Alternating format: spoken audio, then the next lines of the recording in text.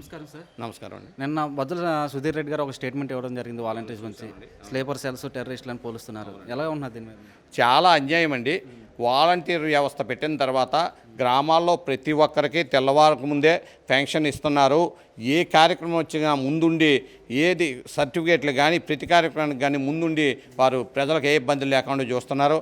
అంతేకాకుండా కరోనా టైంలో ప్రాణానికి కూడా వాళ్ళు తెగించి సేవ చేసి ప్రతి ఒక్కరు కూడా కరోనాలో సేవ చేసినటువంటి పరిస్థితి మరి వాలంటీర్స్ది.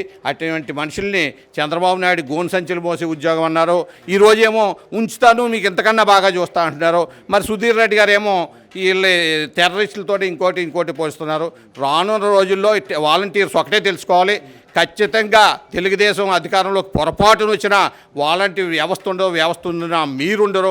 అందువల్ల మిమ్మల్ని అందరినీ కూడా టెర్రరిస్టులుగాను వాళ్ళ వ్యతిరేకులుగాను భద్ర శత్రువులుగాను చూస్తున్నారు. కాబట్టి దయచేసి రాష్ట్రంలో ఉన్నటువంటి వాలంటీర్లు అందరినీ ఒకటే ఆలోచించమని కోరుతున్నా.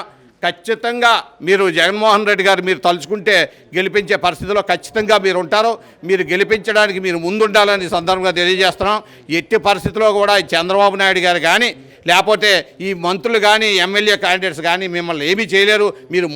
మీరే ముందుండి జగన్మోహన్ రెడ్డి గారి అధికారం తీసుకురావాలి. అలా తీసుకురాని పక్షంలో మీరు ప్రజలు తీవ్రంగా నష్టపోతారని ఈ సందర్భంగా తెలియజేస్తున్నాను.